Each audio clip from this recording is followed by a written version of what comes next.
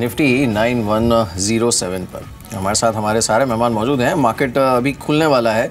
मेहराबुन ईरानी है, मानस जायसवाल है, टीएस हरिहर है और साथ ही आशीष केलकर हमारे साथ मौजूद हैं। Morning to all of you. शुक्रिया एक बार फिर से इस बातचीत में शामिल होने के लिए। मेहराबुन, before we go to opening cues, मैं क्विकली आपसे एक राय चाहूँगा। इस समय ग्लोबल मार्केट्स को अगर आप देखें और साथ ही इंडियन मार्केट्स को भी देखें, नाउ इनफैक्ट जितने भी लोगों से लेटली मेरी बात हुई है मार्केट पर, इस बाजार को देखने के दो नज़रिए हैं।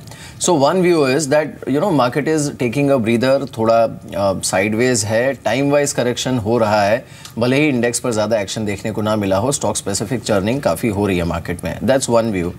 The other view is that market is definitely feeling the fatigue. एक अच्छे खासे रनअप के बाद it is running out of options और वो भी चर्निंग में ही रिफ्लेक्ट कर रहा है। खासकर अगर आप स्मॉल कैप में और कुछ मिड कैप्स में देखेंगे, जिस तरह के स्टॉक्स स्पर्ट दिखा रहे हैं डेली बेसिस पे और वो भी रोटेशनल बेसिस पे। सो इसमें से ज़्यादा सही या फिर एप्ट व्यू इस समय कौन सा लग रहा है आपको?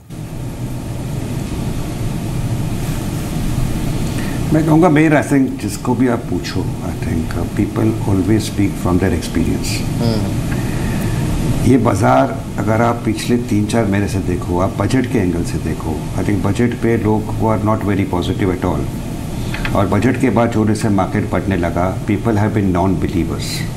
काफ़ी लोग आदमी साइड में बैठे हुए हैं, लोग कह रहे हैं कि मार्केट जल्दी से बढ़ रहा है, वैल्यूएशंस महंगे हैं। The point is valuations are little bit expensive. लेकिन जैसे मैं पहले भी कह रहा था कि you have to understand the direction of earnings. March के अर्निंग्स इतने अच्छे नहीं आने वाले, agreed. Valuations are expensive, agreed. Small caps पे एक बबल बनी हुई है, maybe in many stocks, yes. But on the whole मुझे लगता है कि बिसाइड्स अ 1-2% सेटबैक और correction of fall in the market, ज़्यादा फॉल नहीं आना चाहिए। क्योंकि जो कारण आपने कहा उसी कारण के लिए मैं बोल रहा हूँ।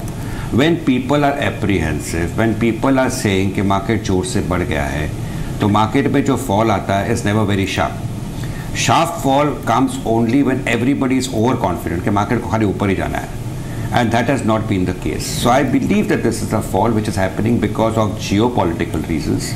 Global markets में भी fall आ रहा है because of that. We don't know what US will ultimately do. लेकिन जितना मैं जानता हूँ, war is an extinct word. War is no longer a word in the English dictionary. तो unless it aggravates into a full-fledged war, मुझे लगता है correction will be only 1-2% and people should learn to buy selectively into stocks. जो बात आपने कहा time wise correction is possible, but in this time wise correction also 1-2-3-4% up and down, you will have quite a few stocks which will end up being winners. So one will have to be stock specific and learn to buy in a fall in the market. चलिए एक बार yes bank को देख लेते हैं। Yes bank नतीजों के बाद जो इंडिकेटिव टिक्स है इसमें ऑलमोस्ट 5-6% नीचे दिख रहा है। आपने जो पिक्स बताई थी मेहराबून, उसमें से तो काफ़ी कुछ आज भी अच्छा चल रही है, लेकिन यस बैंक करीब 6.25% नीचे 1600 के आसपास है। आपने यूएस की बात की, उसमें मेहराबून एक चीज़ है कि अभी तक आउट ऑफ S&P 500 अभी तक जितनी कंपनीज़ ने नंबर्स रिपोर्ट किए हैं ना यूएस में, ऑलमोस्ट 70-80% कंपनीज़ ने उम्मीद से बेहतर नतीजे दिए हैं। Maybe they are not heavy index mover, तो वो शायद रिफ्लेक्ट नहीं कर रहा है, but they have done better than expected और what Wall Street factored in. So maybe that becomes a cue or base for US markets. लेकिन yes bank पर आपकी सलाह क्या है? आज ये 6% नीचे है रिजल्ट्स के बाद, क्या करना चाहिए?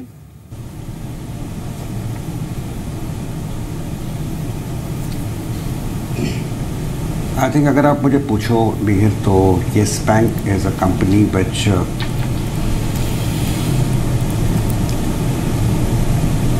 Go ahead, Mehrabun, go ahead. I think जो नंबर्स अनाउंस हुए उसमें मैं कहूँगा कि slight disappointment is on the quality of assets. But in the light of the fact कि इसे स्टॉक इतनी तेजी से बढ़ गया था and it's a high beta stock, let's understand one thing, yes bank may be a better performing stock, better performing bank, but yes bank, axis bank, ICICI bank are high beta names. And whenever you have a market correcting and a stock which has gone up by nearly 70-80% from its recent low, ये stock में immediately post numbers there is bound to be some disappointment here and there, और वो हो रहा है, maybe the stock would correct by 50, 100, 150 rupees from here on the lower side. But an investor who has bought, if he is asking me कि क्या करूँ मैं, मैं कहूँगा कि अगर आप 100-150 रुपए के फॉल से आपको परेशानी नहीं होने वाली, then hold on to it. I personally believe Yes bank is also a stock like an IndusInd bank, like an HDFC bank, like a Kotak bank, which is going to see much higher levels as compare to where it is today over a period of time. जी, indicative action में दो stocks जिनका हमने थोड़ी देर पहले बातचीत भी की थी, अर्निंग्स की वजह से स्ट्रॉन्ग मोमेंटम में है, सास्किन कम्युनिकेशन और जय भारत मारुति. और जय भारत मारुति पर मानस ने बाय रिकमेंडेशन दी भी है पोजीशनल व्यू से. रिलायंस इंडस्ट्रीज में भी इंडिकेटिव एक्शन में बढ़त देखी जा रही है और ये स्टॉक भी अच्छा मोमेंटम अभी शुरुआत में रिफ्लेक्ट कर रहा है. लेकिन मानस, दो स्टॉक्स पर आपका व्यू चाहिए, एक तो दीवान हाउसिंग और दूसरा एक्साइड. और इनको पिक करने की वजह यह है कि कल बाजार बंद होने से ठीक पहले एक बड़ा सर्ज इन स्टॉक्स में आया था और वो भी स्ट्रॉन्ग वॉल्यूम्स के साथ. आज भी इंडिकेटिव एक्शन में ये स्टॉक 1% की बढ़त दिखा रहे हैं. आज इंट्राडे पॉइंट ऑफ व्यू से क्या करना चाहिए इन दोनों शेयर्स में? देखिए, एक्साइड तो मैंने अपनी पिक में रखा है क्योंकि बेहतर चार्ट्स लगते हैं. इम्पॉइंट रेजिस्टेंस को स्टॉक ने ब्रेक किया है. Higher tops higher bottom chart पे क्लियरली दिखते हैं. बेहतर वॉल्यूम देखने को मिले थे, इसलिए मैं समझता हूँ कि एक शार्प अप मूव देखने को मिलेगा. 242 के टारगेट्स पॉसिबल है. 229 का स्टॉप लॉस रखें. और दूसरा स्टॉक आपने क्या पूछा था? दीवान हाउसिंग. देखिए, अगर आप लॉन्ग टर्म निवेशक हैं तो बिल्कुल दीवान हाउसिंग में बने रहना चाहिए क्योंकि लॉन्ग टर्म चार्ज अभी भी बेहतर लगते हैं.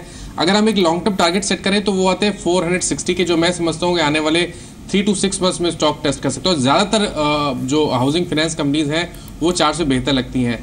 मैं नहीं समझता कि करंट लेवल्स पे लॉन्ग पोजीशन बनानी चाहिए. मैं समझता हूँ कि इंतजार करिए जब स्टॉक करेक्ट हो 380 और 360 की रेंज में, तो वहाँ पर फिर से निवेश करिए क्योंकि 340 एक बड़ा सपोर्ट दिखता है. 340 रुपए के नीचे स्टॉप लॉस रखिए और कम से कम 460 रुपए के लिए निवेश करिए और उम्मीद करिए कि 3 to 6 मंथ्स में ये टारगेट्स देखने को मिलेंगे. जी, एक बार नाल्को को भी देख लेते हैं क्योंकि कल तो हालांकि ये स्टॉक 7-7.5% नीचे था, लेकिन काफी strong response non retail investors की ओर से इसके OFS को मिला है और आज रिटेल इन्वेस्टर्स के लिए OFS ओपन होगा. इनफैक्ट मेहराबून, आप कमेंट्स लेना चाहेंगे, ये डाइवेस्टमेंट ड्राइव जो है सरकार की इस फाइनेंशियल ईयर की वो नाल्को के साथ ही शुरू हुई है. क्या व्यू है आपका कि आज रिटेल इन्वेस्टर्स को सब्सक्राइब करना चाहिए इस OFS में? 66-75 के लेवल्स अभी देखे जा रहे हैं. और इसी से जुड़ा हुआ एक दूसरा क्वेश्चन ये भी है कि अभी पूरे मेटल सेक्टर पर आपका व्यू क्या है, क्योंकि अभी जो ज्यादातर मार्केट पार्टिसिपेंट्स हैं वो काफी डिवाइडेड हैं कि इनसे मुनाफा वसूली करके बाहर आ जाना चाहिए या फिर अभी भी पोजीशंस होल्ड रखनी चाहिए. आपका व्यू क्या है? क्या आपको लगता है जो चाइना स्टोरी एमर्ज हो रही है वो एक्चुअल में बेनिफिट करेगी मेटल सेक्टर को?